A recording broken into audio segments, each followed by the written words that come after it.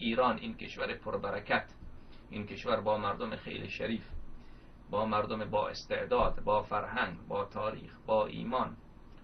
و این مردم که بسیار در راه دین، در راه اسلام از خودگذر هستند، این مملکت و با این همه غنای مردمی و غنای طبیعی و غنای علمی، این کشور تبدیل بشود به کشور فقیر مورد تحریم، که بله حتی اون قطر که یک لقمه بیش نیست، قطر یک لقمه بیش نیست، حق ایران را میخورد، نوش جان میکند. اون چاهای نفت و گازی که شریکه هر دویشان با ایران نصف شریکه، اون میخورد و میلیاردر شده، و با همون پول ایران، با همون پول نفت شیعه داعش را سپورت میکند، گروه های تروریستی را سپورت میکند در تمام دنیا، تلویزیون های وهابی را سپورت میکند، کتاب های وهابی چاپ میکند، مجلات وهابی چاپ میکند، مدارس وهابی را سپورت میکند.